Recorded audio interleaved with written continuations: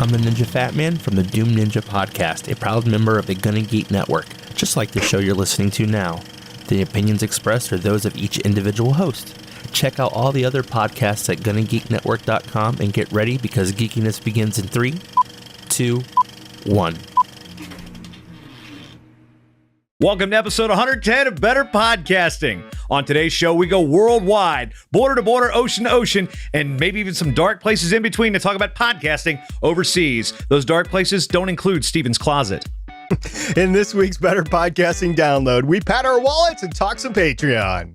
And finally, in this week's Better Pod Back, we cover special audio Voxer feedback about last week's download.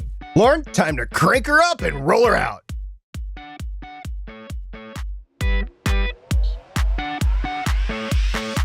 Welcome to Better Podcasting, a show where we talk about podcast tips, tools, and best practices to help you succeed with your podcast. What makes us different? Well, just like you, we podcast purely out of the love and fun of it. Podcasting is our hobby, and we recognize that it's yours too.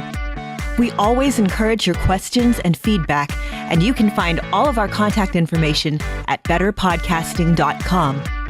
Here's your host for the show, Stephen John Drew and Stargate Pioneer.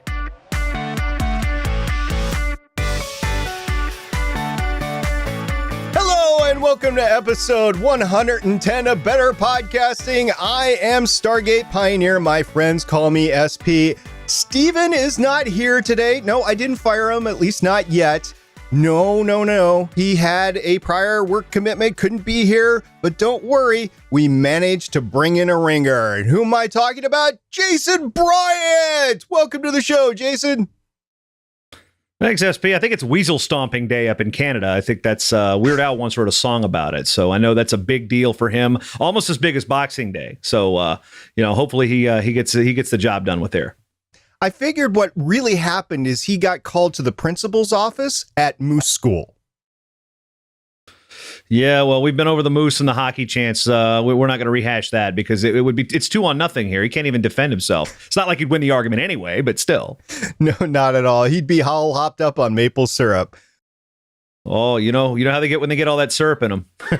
Right. Jason, you're here. You have a ton of podcasting experience. For those that don't know, you claimed you didn't know how many shows you have, but it's over 20. Did you actually do a count? I think I've got 20 active feeds right now, and there are 6 shows that have gone the way of the pod fade, or they're retired. Maybe pod fade's not the best word. They found a natural and merciful death or an ending. Some of them were old that I've included that are still out there. But active shows. We've got a bunch of people on the network. I'm doing about 8 or 9 of them now myself, which was essentially started out with me doing everything, and now we've got a couple clients that have got their own hosts, and they're like, "Hey, can we get a show on your network? Hey, we're adding another show. We're adding another show." I know one of my clients has 3 separate shows on the network through their own feed. So it's and they're broken out 3 different ways. So there's a lot of content. I know I've put out or produced the network. The Matt Talk Podcast Network has put out more shows than there are days of the month or in the year so far. So a lot of content. And what podcast network are we talking about, sir? That would be the Matt Talk Podcast Network, as I am so logoed up for those of you on video at matttalkonline.com.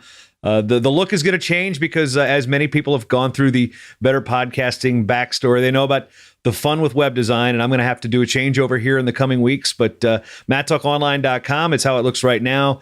And if you know anything about college or Olympic level wrestling and you haven't heard of any of these shows, I encourage you to come over. Or if you just want to hear some interesting conversations about a sport you might know nothing about, and it doesn't involve ropes or steel chairs, although some of those folks have appeared on the network before talking about their actual non-professional sports entertainment backgrounds and when they were actually college and Olympic level wrestlers. I see. So lots of great stuff. And if you're interested in wrestling, I would definitely recommend you go over to the Matt Talk Live Network. Now, if you're interested in podcasting, I know there's a piece of equipment that Jason is all over because it's what he exclusively uses, not just here, but anywhere else he goes. And that is the Audio-Technica AT2005 microphone. We happen to be giving one away here on Better Podcasting. You're going to give it away at the end of January of 2018. And in order to enter, just get a hold of us, Stephen or I, at our Twitter account at BetterPod, at our email contest@betterpodcasting.com, or on our Facebook page, and just tell us what your favorite moment of Better Podcasting was in 2017, and you'll be entered in to win. So I'm going to enter right now. You didn't know this, but two things. One, I'm using that microphone right now.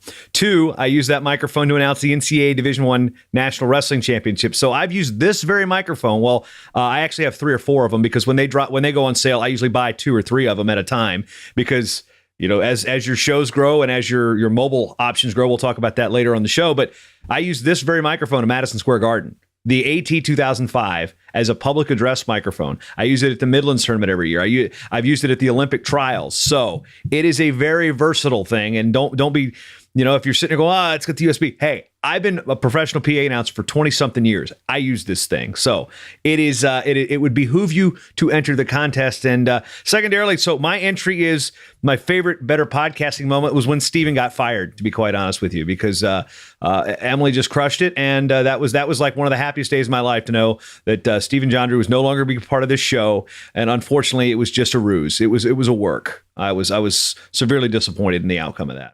It was a well set up ruse. We had scripted it and we had played it out for weeks.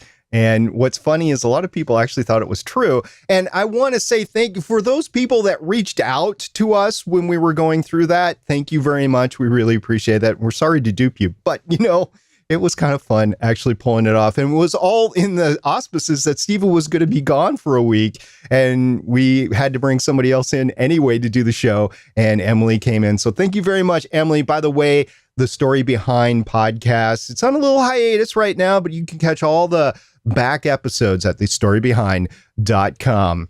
Another thing that we look for every week is your stories. Yes, you who are listening or watching to this podcast, we're looking for your stories on how you saved your podcast. I went through a couple of them last week and they were great. I actually guested on a podcast. They actually had to use my recording. So anything like that, if you are saving your podcast, if you're saving somebody else's podcast, just get a hold of us. A video file would be great. Audio file would be good too, but we will read them on the show. We just want to know what you did so we can share it with everybody else. Right, Jason?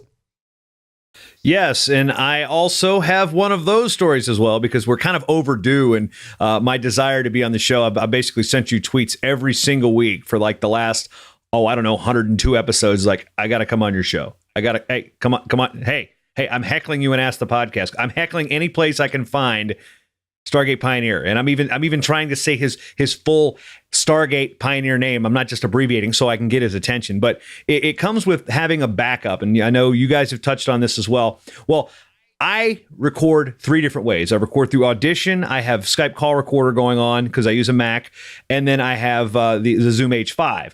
Well, guess what?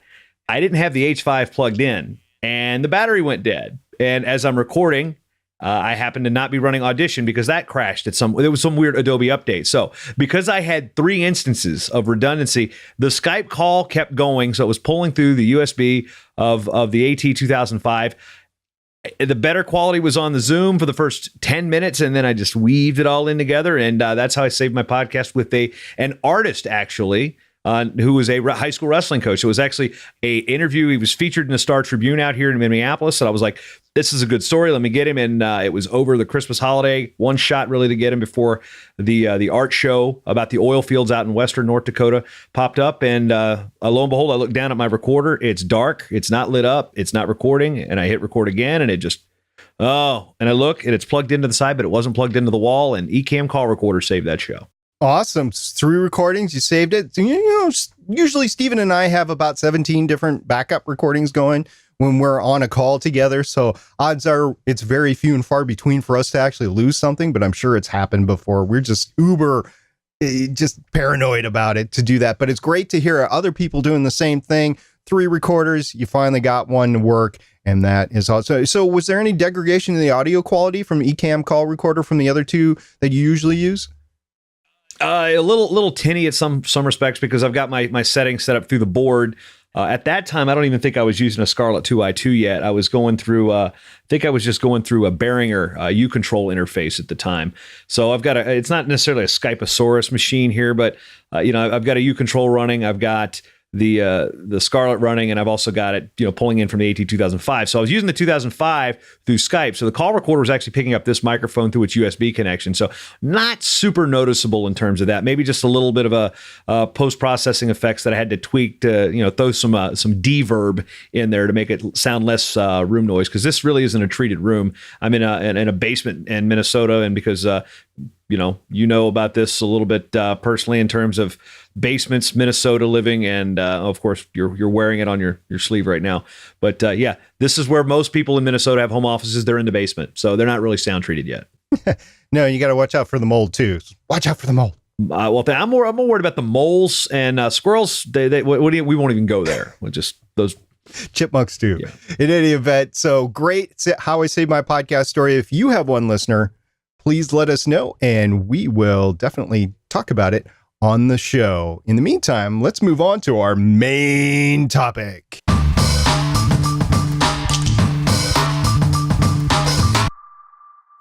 Sometimes a podcaster has just got a podcast no matter where they are. I know a few things about this myself. I podcasted from a highway rest area before. I podcasted in a sauna, which is kind of ridiculous once I thought about it afterwards. I thought it was going to be a quiet space. It wasn't. I've even podcasted on a boat, which was actually, that was kind of fun. I don't want to do that again. And let's not talk about the internet connection to the boat. But my exploits just plain out fail in comparison to my guest today, Jason, because even this year, you've seen both Stephen and I in hotel rooms, but that's just a few hours plane ride away from our homes in basically our own country. Jason, on the other hand, you have podcasted all over this flat earth.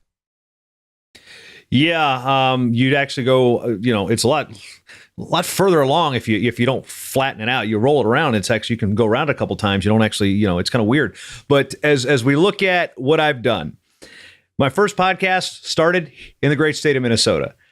The last podcast I released myself was in New York City in a hotel room in the shadows of the Empire State Building. In between there have been countries that you may have heard of, like Great Britain, the United Kingdom, or perhaps Hungary. Some of you might have heard of that, but Uzbekistan. Okay, raise your hand if you've ever been to Uzbekistan. Oh, no. Okay, no, yeah. No. Now, if you can find Uzbekistan on a map, I think the only thing is it's a stand, so you know in which general region it is. But yeah, I did 7 or 8 shows from Uzbekistan back in 2014. I've done shows from the Olympics. I've done shows from Brazil, Canada. I've done them from Denmark. There's basically every country that I've been to cover wrestling, Turkey, Russia. I've done some type of either broadcasting or podcasts, specifically podcasting, really since 2013. So it's been numerous countries, numerous states, and have podcasts will travel. Wow, I don't think I've done that many podcasts, period, but definitely not from as many countries as you have. Now, we're going to go over some specifics and some considerations that you have found out during your international podcasting for our audience. So that is where we're headed, and then we'll wrap it up at the end. But in the meantime, to start off, what kind of equipment do you take with you on the road as you're traveling internationally? Internationally and domestic travel, they vary a little bit because let me just preface this by saying domestically, I pack less because there are places in the United States where if something goes wrong, I know how to get this. So in the old days when I was broadcasting a lot more and doing a lot more web streaming with USA Wrestling, the first thing I would do would be find a Best Buy or a Radio Shack near my location. Well, we know the Shack is gone. So you familiarize yourself with electronic stores and music stores and things like that to get XLR cables or new microphones, things like that. Or if you're in some places of the world, you're lucky to have a Fry's or something like that near you. We don't have any of those in Minnesota, and I think the nearest one's in Chicago. But when you go internationally, I have to make sure that, okay, if I'm going to bring 2 microphones, well, I better bring 3 because one might crap out. Chances of the mics crapping out a lot less than XLR cables because that's another thing, because it's not easy to just walk into a mall in Budapest and say, I want an XLR cable because I don't speak Hungarian, and 2, do they even have them? So I always bring an extra XLR cable because chances are 1's going to go out, 2's not going to go out. If you got 2 going out, you got bigger problems with storing your gear. You also make sure batteries. I mean, you can get batteries a lot of places, but AA batteries bring 2-3 times as many as you need. You go to any place any place has like a pack of 18 batteries in your checkout, the supermarket, Home Depot. I mean, I think the sub shop, Jimmy John's, has batteries on the way out for all I know. So always bring extra batteries than you need. So basically, if you want to take stuff, take one of everything extra that you can. The exceptions obviously being the Zoom H5.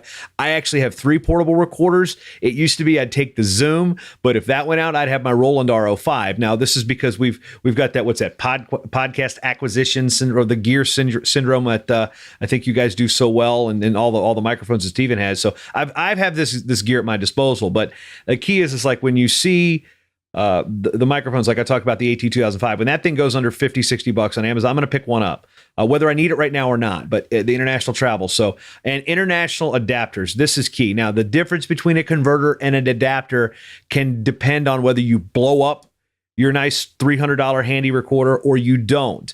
A lot of places overseas are 220 in terms of the volts that come out of the socket. So a lot more powerful than the 110s that we have here in the US. So you're going to sometimes have an adapter. Quick way to look at this is look at your power supply. Like if I reach down here as I'm going off screen, this is bad podcasting here.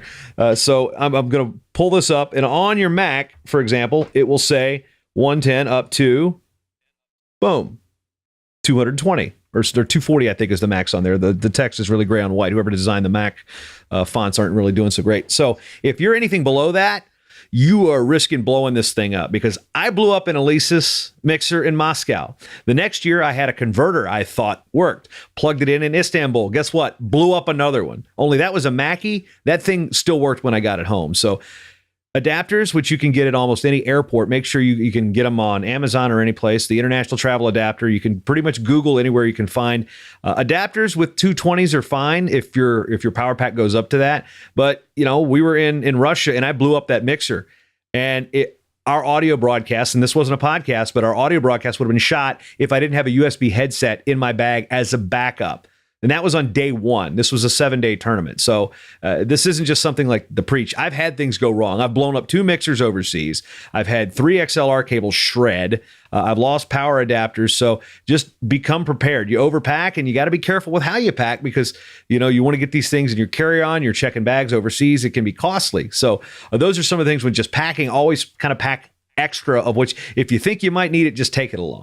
So when you pack stuff, did you actually bring a separate bag for your podcasting, or do you incorporate it into your existing luggage that you're bringing with you? I don't put anything of significant value into my check bag unless it is actually, if I don't check anything, if it's a carry-on and I've got the overhead space, I might have a small carry-on for electrical equipment or that stuff, and I'll put it in the overhead with my backpack. Most of the time when I travel domestically, I'm going to throw my H6, which I have now, that case into my bag, 2 or 3 microphones, a couple cables on the bottom. I've got a nice roomy Swiss gear. I think it's a Swiss Army gear backpack as I'm looking for it here. Again, bad podcasting.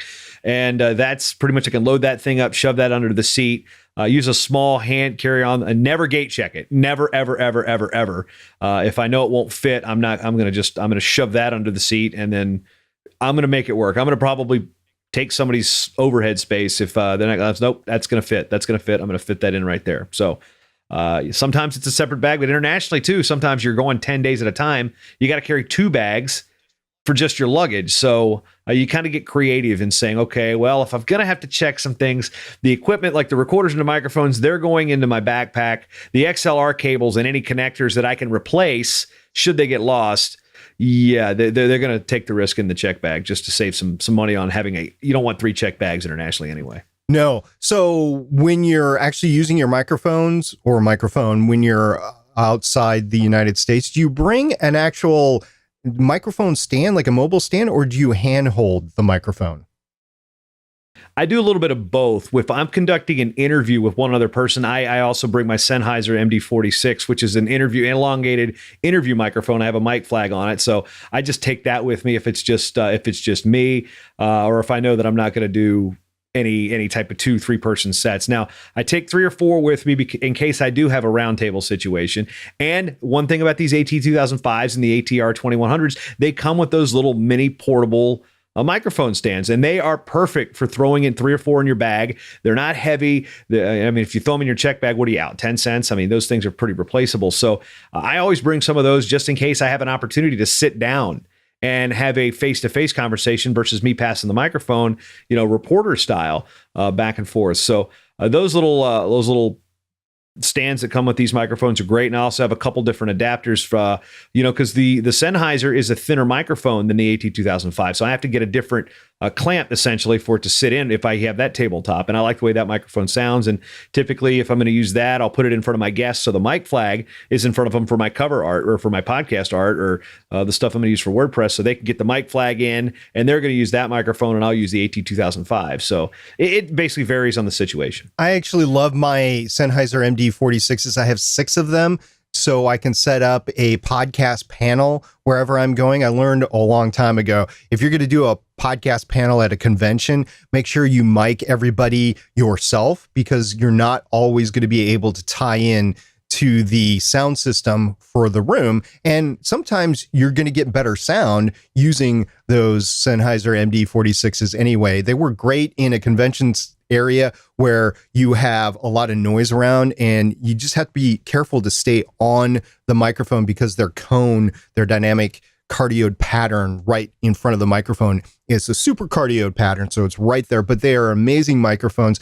Reporters, sideline reporters use them all the time. Really enjoy that. And I like the sound of the Audio-Technica AT2005. It is what I take whenever I go abroad as well. Is there anything else that you make sure that you pack when you are going internationally? Well, other than underwear and extra underwear and socks, the power adapters, I think, is the one key thing.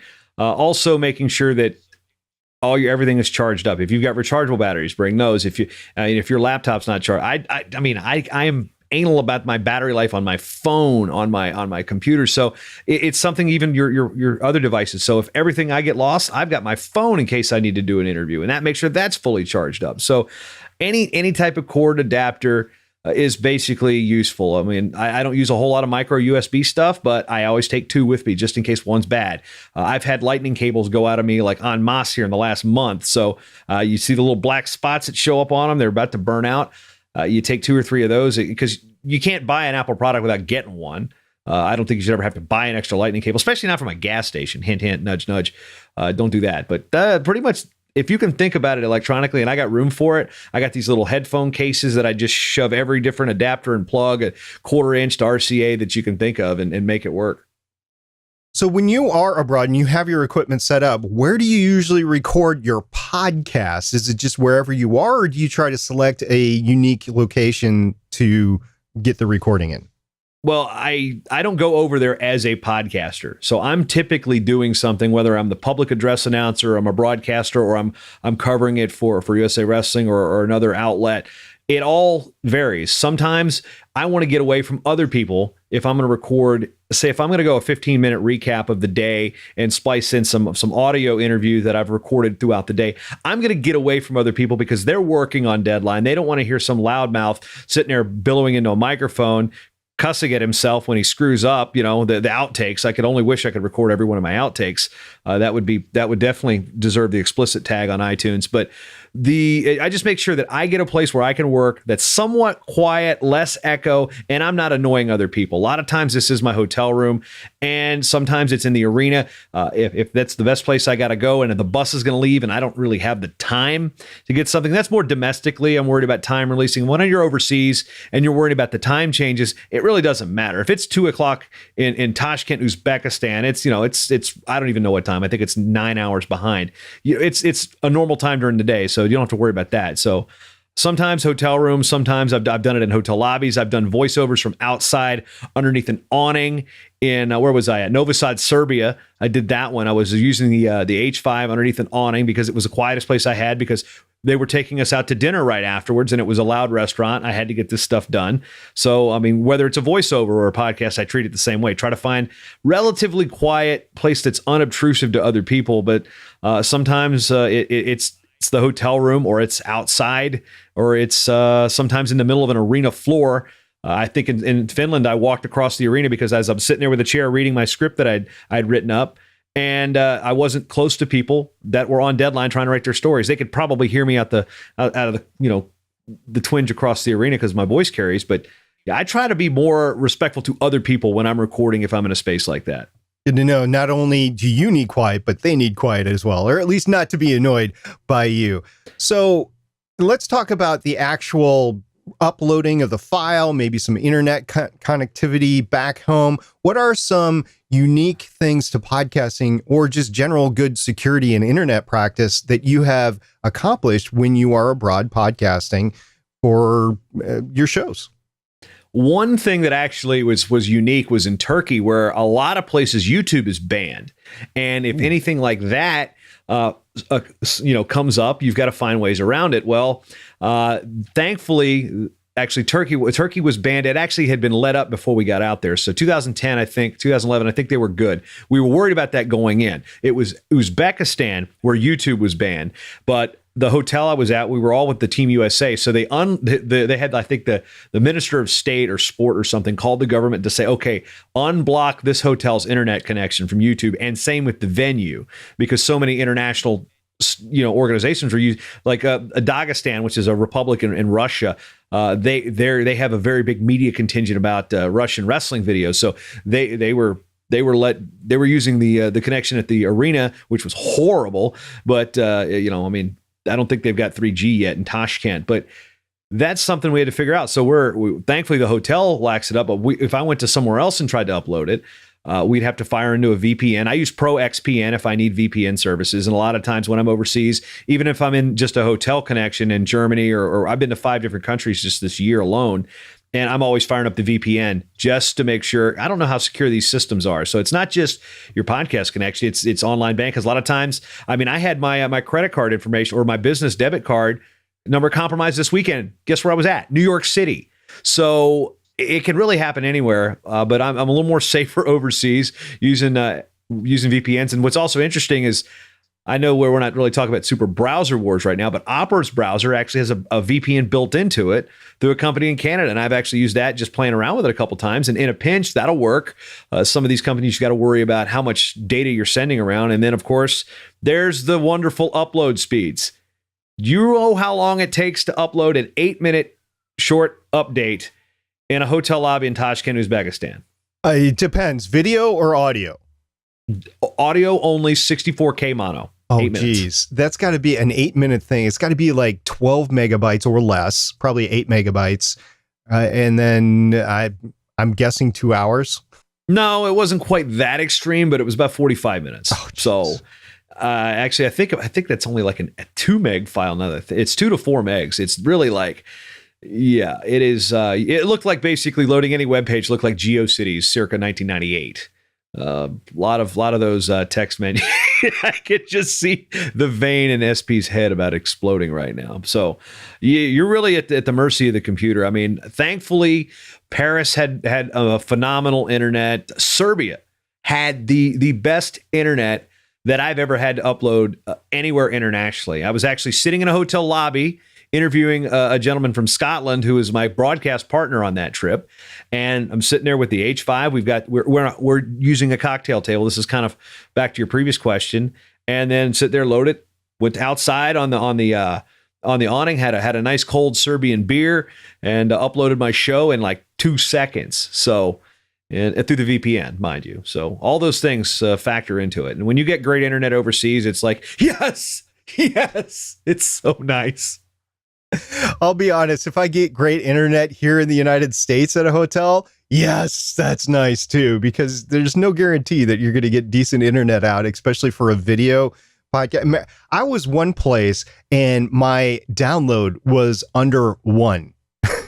And I mean, I'm at home. I'm used to getting 60 to 100 and I'm getting less than 1. And I'm paying for the higher resolution internet, the higher speed internet. And I'm like, oh my gosh, you guys, the hotels need to fix the internets in their connection speeds, because business people are going to do more and more stuff like we're doing with the multimedia, with podcasting, with giving presentations and stuff like that. That sort of work doesn't stop when you go on a travel. If you're doing, say you're an architect, right? And you're traveling somewhere for a site survey for another potential customer, you might actually have to do some design schematic reviews with another customer while you're away. So you're doing that from your hotel. And if you don't have the internet, it's just going to look and sound like crap. So it's not just podcasting, it's other things as well. So one final question for you. I know we talked a little bit about locations, but what is your most favorite location that you have podcasted for? You had the great internet in Serbia. You said Paris was great, but where was your favorite actual location to podcast from? This one's probably not going to come as a surprise to anybody that knows anything about me. Rio de Janeiro in August of 2016. There was a big event. If you went down to that same spot right now, you might not recognize it because there's nobody there. But there was a lot of venues there. It was called the Olympic Games. So having to stay at Copacabana, 45 minutes from the venue, I had the opportunity to do podcasts from Copacabana Beach. Basically, I could look out my window and I kind of could see the water. So I wasn't like on the beach, but I was like a half a mile from the beach and walking down at the Olympics and seeing all these people around as like checking out beach volleyball. So doing podcasts. Now I had to be very careful with it because I was a member of the staff. So there were certain things and restrictions that NBC owns the rights for, whether I was, I had to wait to do interviews of myself until I had to get that cleared because there was some press that was interested in what me and my other announcer, Ken Berger, a Virginia guy like me, were doing there. And so there was some local press that was interested. So I even got featured on Care 11, the NBC affiliate here in the Twin Cities as a result of that. But being able to do a show and be like, okay, I can't do a whole lot, but here's my Olympic update. I got to do 2 or 3 shows from there over the course of the 14 days I was there. And it was, to me, it was business as usual. But if you look back on it, and those are things, if you're a podcaster, you travel, why not just do a mini episode somewhere to say, you know what? I did a podcast from Hawaii. I did a podcast from Tahiti. I was on a boat in the middle of the Bering Sea on a crab. Okay, that's a bad example. You don't want to go deadliest catch in podcast, but it's just, there's so many things that you can do if you're a podcaster out there. Just test around. If you got your phone, hey, well, I don't want to do a 5-minute show from, I don't know, the airport, chair massage, the express spa, just to see what that's going to be like. I mean, there's so many different things you can think about when broadcasting or podcasting. So much stuff that I've done on these travels. I was recording my entire, journey to the Olympics from Minneapolis.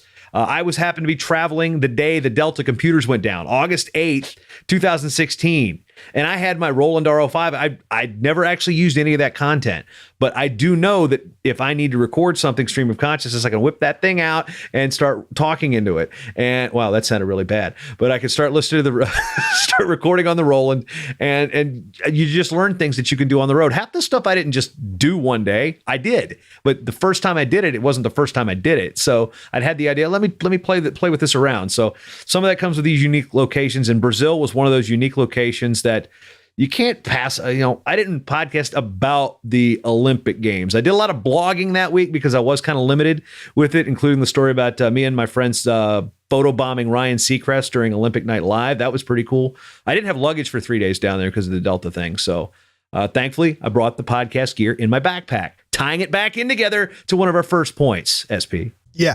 So first of all, very cool. I was going to bring it up, but I'm glad you did. Podcasting from the Olympics, or at least announcing at the Olympics. That was awesome, Jason. And that was partially due to not only your experiences as an announcer, but also because of your industry connections that you made because of your podcasting. So it's an example of what a holistic announcing broadcasting career can do. You too can make it to the Olympics, but only if you have the talent of a Jason Bryant.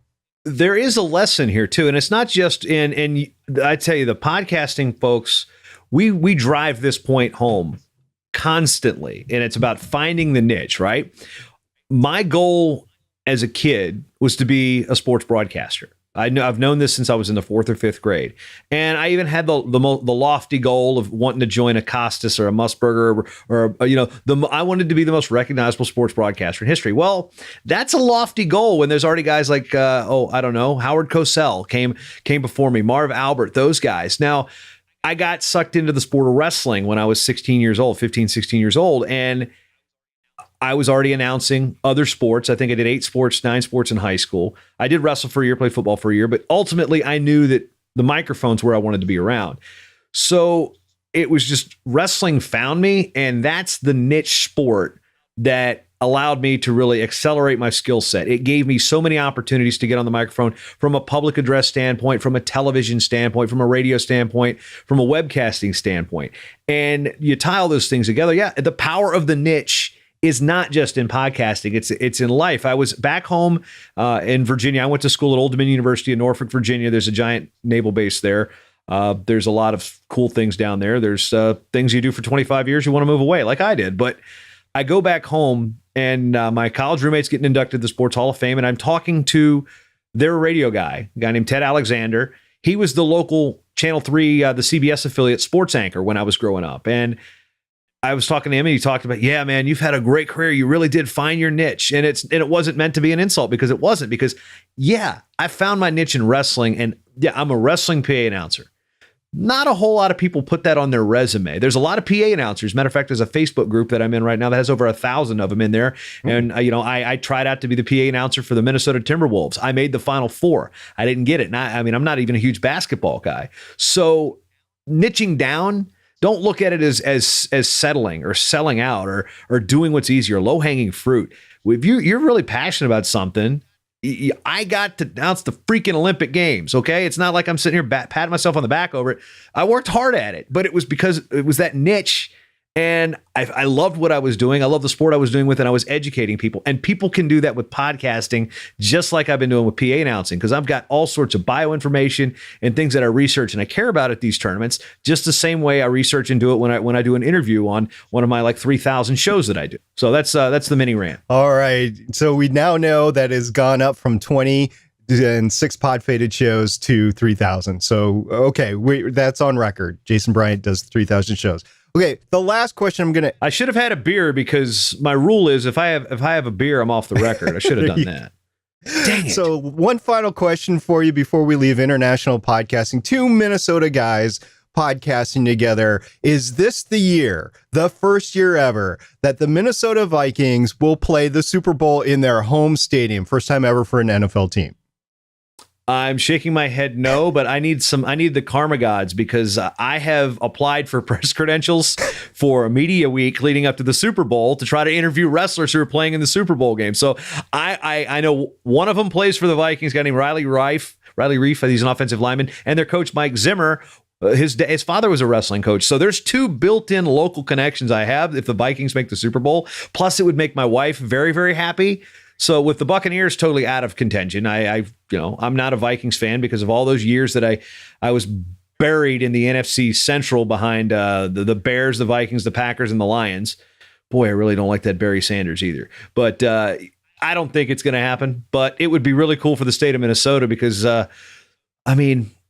outside of 87 and 91, the Lynx have had a great run in the WNBA, but of the Big Four, it's been 91, man. There's people that don't even remember that. The best part about that season was the top 10 ways to mispronounce Kirby Puckett on the Letterman show. I liked Kirby Pickett myself. I'm throwing all sorts of randomness out here. Right. So let's get back to podcasting internationally. If you have podcasted internationally, what sort of considerations did you make? What recommendations would you make for other podcasters doing the same thing? You could send those in to podcast@betterpodcasting.com. Catch us on Twitter @BetterPod, or you can find us at Facebook @BetterPodcasting. With that, we're going to move on to the download. Welcome to this week's Better Podcasting Download. This week I received an email, and I actually received a couple of emails, but this week I received an email earlier on, just right after we finished recording last week, and it was from Patreon. I'm just going to read this email, and we're going to talk about the progression that has occurred since the week has gone. So, important update regarding your pledges. Dear patron, your support is truly changing the lives of creators around the world. You give creators a reliable paycheck that enables them to do their best work. Thank you. thank you, thank you. In order to continue our mission of funding the creative class, we're always looking for ways to do what's best for our creators. With that, we're writing to tell you of a change we're making so that all Patreon creators can take home exactly 95% of every pledge with no additional fees. Aside from Patreon's existing 5% fee, a creator's income on Patreon varies because the processing fees every month. They can lose anywhere from 7 to 15% of their earnings to these fees. This means creators actually take home a lower percentage of your pledge than you may realize. Our goal is to make creators' paychecks as predictable as possible, so we're restructuring how these fees are paid. Starting on December 18th, 2017, we will apply a new service fee of 2.9% plus 35 cents that patrons will pay for each individual pledge. This service fee helps keep Patreon up and running.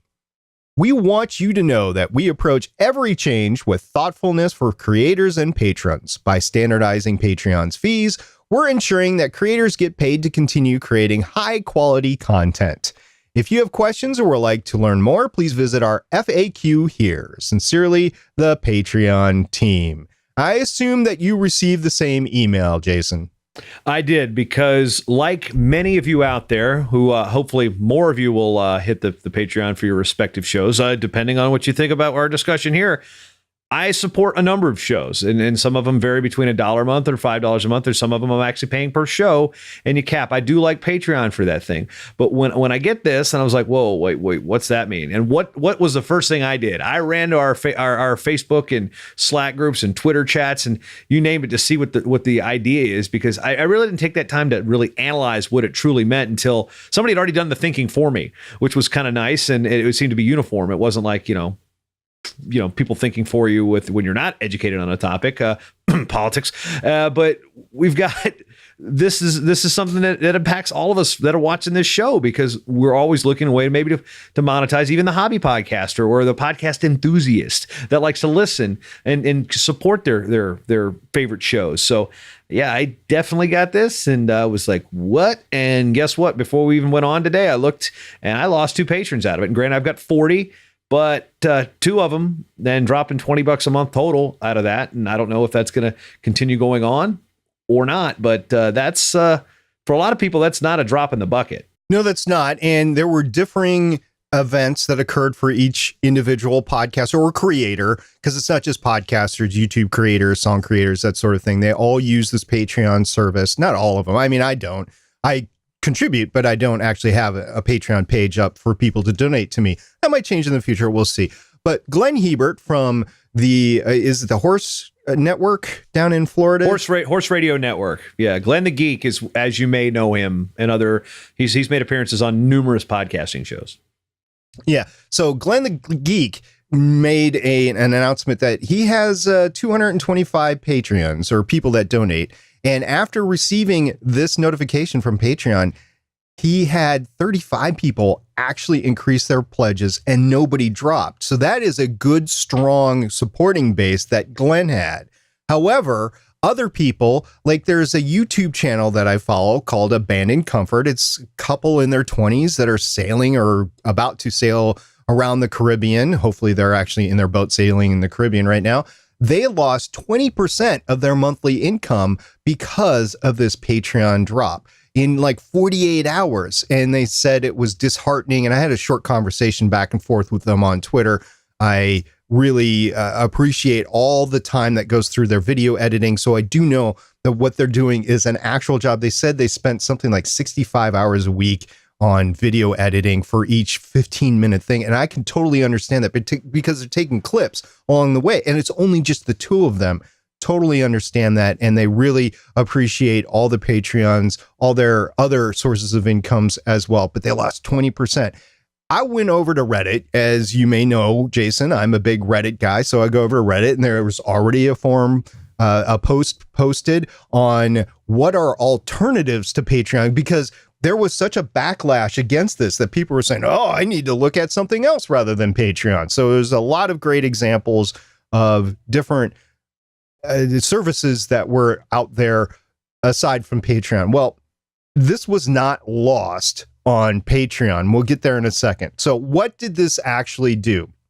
So 5% is going to be taken from the creator. So as stated, that's already in fact right now, but it would continue underneath this new plan. So 5% is gone. So if you donate $5, they're actually getting $4.75.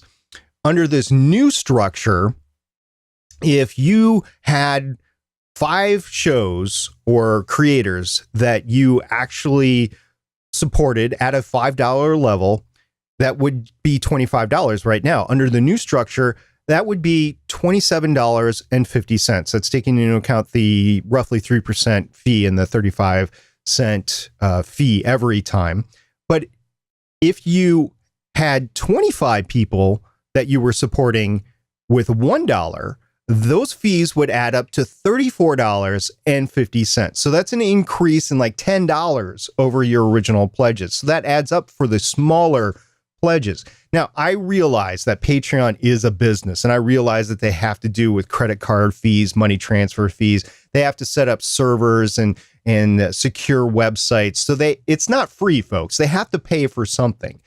But I don't know what is the minimum that they need to stay in business and make a sustainable, healthy profit and not just a greed profit. I don't know the answer to that. I do know that they received millions of dollars of investor money, and all of a sudden their investors probably wanted more profitability in 2018. Now, I don't know if they were losing money or not in 2017, but it sure sounded like it was going to increase. Now, here's the deal, is that there was such an outcry against this because everybody's saying, well, wait a minute. I don't want to pass this on to the people that are giving me money. I want to take that hit myself and still get more pledges in. And there were people saying, I want to decide whether or not I want to pass this on to my donors or if I take the hit. And there was a lot of people leaving. I have no idea how many total people left Patreon or reduced their pledges, but I know a lot of people did. Patreon listened, Jason, and what they did is they came out in a tweet just hours before we recorded and said, creators and patrons, we've heard you loud and clear. We're sorry, and we're not rolling out the fee change, at least for now. That's my commentary on that. So what do you think about that, Jason? You know, they actually listened, but they probably should have surveyed us before versus this being reactive. They need to be proactive instead of reactive. I think, I had one person who even on their exit survey had put, I'm not happy with Patreon services. They clearly cut their minimal. I mean, it wasn't a huge contribution monthly, but they were only on 1 month. 1 month, this person has this has probably turned them off to contributing to my network. Because, okay, well, what can I trust? Some people still can't stand PayPal because of their issues, being hacked and all this stuff. People just have a negative view of PayPal going back 10 years when people didn't know how to use it and they didn't know how to use it. So I think being reactionary is, okay, the end result, good. They're not changing it. They could have avoided this by simply, surveying creators and patrons to say, hey, what do you think of this? I mean, they've got enough people, good market research. Isn't that what you pay people and analysts and stuff for? I just think it was irresponsible. Yeah, it didn't end up well, especially to affect the creators that had used the site that really had come out of nowhere a couple of years ago and replaced a lot of people's PayPal donate buttons. And it was a lower fee. So it was better for the actual creators, the content producers, to use Patreon versus PayPal or other means. And that's why Patreon had increased so much in its wide use. So I think that Patreon is going to have to earn everybody's trust back, because right now I don't trust them. I know that they're looking to make more money, and I don't know if this is going to keep them from going broke and shutting down the service, or if they just wanted to give more money to their investors and for profitability. But they're going to have to do something in order to gain that. And I just don't know what it is. And I don't know how they're going to implement it. Like, how much longer are they going to be able to continue to operate at current standards? I don't know the answer to any of that. And it's not like they're a 501c3, by the way. If you're a 501c3, which if you're not from the United States, is basically a charitable organization, you are responsible not only to your state organizations, but the federal IRS you're required to give certain information to your donations, your donors, about what percentage you actually use to operate. So if you're donating to a charity like Red Cross, you can ask for what is the percentage of my donations that go to your charity. This is not a charity. They are in business to make money. So they don't have to give that information out. Maybe to their stockholders, if they're a publicly traded corporation, maybe to their investors, if they have investors, but they don't have to give it to us. So I am definitely a mistrusting individual right now on Patreon because I know they're going to do something. I just don't know what that's going to be. So we'll see. I have continued to my donations. I didn't change any donations. It didn't affect any of my donations because most of my donations are monthly. So it didn't really impact any of those donations as they came on, and it will continue on into January for me personally. I haven't yanked my account. I haven't yanked my donations because I still value the content that I give the donations for. For their part, Abandoned Comfort did tweet again today, and they said, well, at least they listened to us. Patreon reversed their fee decision, which is great, but won't bring back the crew we lost from their quote unquote test. And that's the problem, is the trust lost from Patreon going to affect creators, content producers for the long term. I hope not. I hope people come back, but I don't know. We'll see what happens here. Jason, do you have any prognostication that you would like to give on this individual Patreon event? It's it's tough to see how things are going to end up here because I'm sitting there going, okay, what do I do? Because setting up a PayPal account in the back end to get the donate button and getting the right code in there can be a little labor intensive, even for people that know the tech. So Patreon had a nice little, okay, you can link right to here. You know, I have a short link, a pretty link that goes right to the Patreon page. You know, mattalkonline.com/join the team goes to Patreon. So, you know, some of those links are going to have to be changed. I'm really just wondering how I, as somebody who has benefited from the use of this, is going to be able to. I mean, what do I tell my people? I mean, do they trust me for using this service? That's what I'm worried about. You know, Patreon's a company that, you know, it seems like they care, but at the same point, as I went through did they test with us first? Did they talk to us about this? That kind of, you know, you talked about, you know, mistrusting here. Well, I think maybe your own patrons are going to mistrust you for using somebody like this, especially after they had that hack or the compromised you know, account information about a year ago. So, and you know, everybody on Patreon had to change their login. So these are two strikes I think against them. And I'm like, I'm about to do a site redesign. When I do that site redesign, am I going to have a Patreon button on there, or am I going to just have to go, all right, here's the PayPal options. You know, I have a PayPal membership site for the National Wrestling Media Association. So I know that for every $25 membership that I get in, $23.75 is what we're getting. So we're not getting even $25. So like Jen Briney has done is kind of taking care of that. I mean, with Congressional Dish. So, you know, you build that in. It's like, I'd like people to be able to contribute what they want to contribute, not necessarily like 5, 10, 15, 25. You know, I just think PayPal just seems so corporate in some respects, and Patreon didn't. And now, well, I guess that's over. Honeymoon's over. Could be. And it could be that they listen and they understand what their user base is now and their investors understand, or who knows, in another year or two, they might start recouping their money elsewhere. I don't know. Maybe they'll charge individual creators more. You know, when you come down to it, if you followed their guidance, if you gave a $1 pledge, so that's going to be $1.38 that's taken from you, and then the creator is going to still have to pay that 5% or whatever, you're going to end up with, you know, 95 cents or less from a $1.40. That's just it's a large percentage taken. Of course, that percentage goes down the more you give. Like if you give $100, you're only paying $103.50, I believe, is roughly what it gets out to be. And that's a legitimate transaction fee. You know, I will equate it to buying stocks, right? So if you buy stocks, the fees can be extraordinary if you only buy so much. So if you're a Minnesota guy. So if you buy $25 of 3M stock every month and you just sock it away in I don't know, Share Builder or something like that, that's going to be a $4 or more charge every month. So every $25 you give them, they're taking $4 away, you're only investing $21. Whereas if you make it's like ATM fees. Yeah, right. Whereas you make a $1,000 investment, that's only $4. The percentage goes way lower. So it's really hitting the people that don't transact a lot of money either way. So Patreon or stocks. So they get you, if you do go small, they actually get you, which is what made Patreon such a great service to begin with, because you were only getting 5% taken off, which wasn't that bad in the grand scheme of things. I wondered how sustainable it was all going to be. I don't know how many servers. I don't know how much bandwidth they have to buy. I don't know what sort of major transaction fees that they have to undergo with the credit card companies, which is ultimately where the Patreon's going through. So maybe they'll be more forthcoming in the future. In the meantime, I'm going to continue to donate until they make a change that I can't live with. So if you have something to say about Patreon, you can get a hold of us. In the meantime, we're going to move on to what you had to say this week.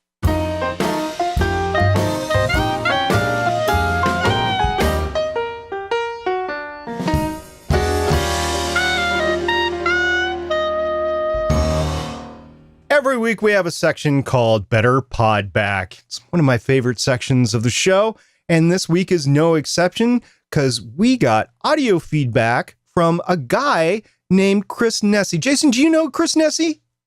Never met him personally, but I know he and I both tweet the weather. Indeed. Chris Nessie does the House of Ed Tech, which you can find at chrisnessie.com, which is Chris, Nesi.com. And he gave some feedback from the download last week. Jason, you ready to hear this? Bring it on. All right, here we go. Hey, good morning, SP. Hopefully you remember me from the Voxer group, and we've had some dealings, between, Dave Jackson and some other podcast places. But hopefully this is an okay way to get you some better pod back. So I'm listening to Better Podcasting 109, and you and Steven just talked about podcast mirroring. And you guys didn't make a point that I thought was so obvious. And the first thing I thought of as you guys started to talk about it was, this is Blueberry's version of FeedBurner. Is that one way to understand it? I mean, I haven't gotten to a computer yet as I'm listening to this on the way to work to see if when you sign up for this, you can change what feed is going to your podcast mirror. But it sounds like this is just Blueberry's version of FeedBurner. But the positive would be that Blueberry would continue to develop, add features, and support it. What are your thoughts on a FeedBurner comparison for this?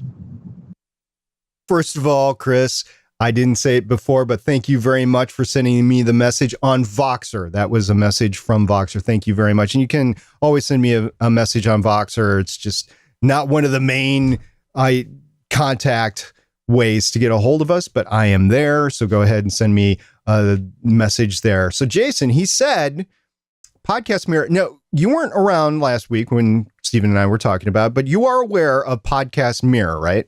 I am aware. I've seen some of the discussion, and I did have to go back and I did check out y'all's discussion as I was coming back from New York. I did check out episode 109. So I went to watch it live, and I realized that was last week. So I did catch it on my way back, actually in preparation for this show. So yes, I'm aware of the discussion from last week's Better Pod Back.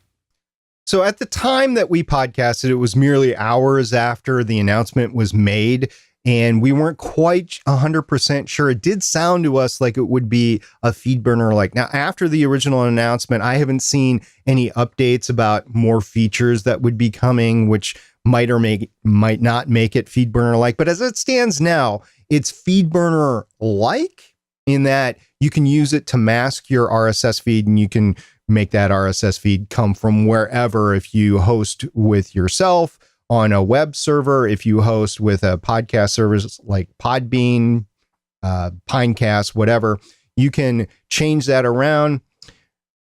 The one thing that I know is different right off the bat is that I'm pretty sure that FeedBurner is not compliant to the new iTunes tags. And what Podcast Mirror is saying on its site. Now, I haven't had a chance to implement it myself, but what it's saying on its site, it is 100% iTunes compliant, which I assume is including the new iTunes tags. So I think it's going to be, as we said last week, I think it's going to be updated and sustained a little bit more robustly than FeedBurner has been.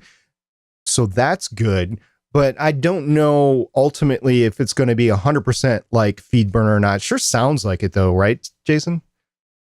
You know, I used FeedBurner one day in 2008 before I realized what the heck is this, and said, no. And that was when I was trying to figure out what a podcast was anyway. My question about all of this, considering where it's originating, is if you're using this, how do you actually own this feed? That's my question. That's right, because if it's not on your website and you're controlling it, then you don't own it yourself. So there's that. You don't own your FeedBurner feed either. That's owned by ultimately Google right now. So Podcast Mirror would definitely be owned, I think, by Blueberry or the Raw voice. Yeah. I mean, it just seems like a slight contradiction, just knowing the players involved. So I just find that to be, I mean, it's not that to me, it's not a deterrent whether I use it or not. I'm not going to use it because I don't need to. I'm in a situation where I actually have PowerPress feeds, I have Spreaker feeds, I have Libsyn feeds. So I'm versed in all various styles. I don't use a mirror feed, never have. As a matter of fact, like sometimes when my website gets wonky, well, if the site goes down, some of those feeds go down. Whereas the hosts, I've never had any of my hosts go down to break those feeds. So I'm probably not the target market for this. Maybe if you self-host, this is possibly an idea. Whereas, you know, owning your feed and you're self-hosting, you're kind of, are you playing with fire or are you not playing with fire? I mean, or it protects those that like to move around hosts some too. So in respect, it's similar to FeedBurner in that way. But it just, I'm not the target market for this. And being somebody that consumes a lot of content about podcasting, I just think it's kind of a subtle contradiction in a manner of speaking. It could be indeed. We'll keep our eyes on it and we'll see here at Better Podcasting. We'll see, and I know you will as well. And we'll see where this goes, Podcast Mirror, in the future, see what sort of changes are made to it. Maybe a possibility of owning your own feed through the service somehow. I don't know. So we'll see. It's too early to tell where this is going to end up 2 months from now, let alone a year or two from now. So we'll see. In the meantime, if you're looking for a way to back up your feed and do exactly what FeedBurner kind of does, is protect your feed, that you can jump from service to service, it's available. We just don't know anything about its longevity yet. So it's brand new, just out a week. We don't know. We'll find out eventually. So that's it for this week. Jason, I want to say thank you very much for coming on this show because Steven ditched me. This show? This show. Better. I don't know. So we've had, so now between me and Emily as replacements, these might be your two best shows ever. I'm sure they are. We'll have to set it out for a vote for everybody. Which show is better, Emily or you or Emily? Well, no, it's not there is no or with me and Emily. It's me and Emily, like collectively or a co-host, like one of them two. That's a team there. It's not like a split three ways. It's either us or him.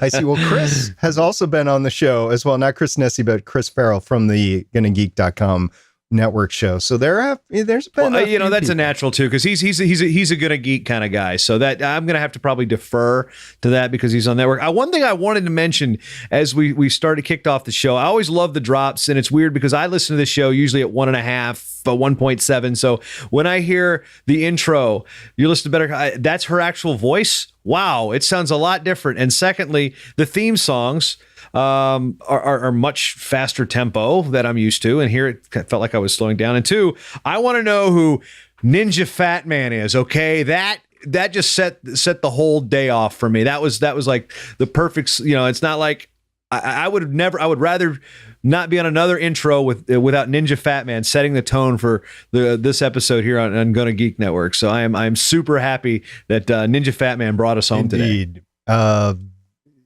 but we'll just have to move on from the Ninja Fat Man. You're like, what are you talking about? And we'll talk about what we're talking about in the next couple of weeks. So next week, we're going to kick off our annual tradition here on Better Podcasting about talking about our gear from the last year. Stephen and I will do this. We're going to start with Stephen's gear next episode. And then the episode after that, we'll talk about my gear updates in the past year. This has really been a fun couple of episodes for us the last few years to reflect on our individual additions from the last year. I was just making my list out earlier today, and it was kind of amazing the amount of stuff that I added on because I didn't think it was a lot. And it's not as much as last year, but it was still more than I thought. Well, hopefully it'll give you, yes, you, Mr. Listener, Miss Listener, some ideas about what to add on to your studios if you're thinking about adding gear next year. And we like to do this as the last 2 episodes of the year before we take our 1-week break to recharge our batteries. So look forward to that in episodes Better Podcasting number 110. Oh, actually, Better Podcasting's episode number 111 and 112. And until next week, I'm SP saying it's been a fun time for you, Jason, having you on here on Better Podcasting. My pleasure. Anytime. Especially when Steven's not co-hosting. Hear that, Steven? Might have to fire you again. Bye. See you guys next week.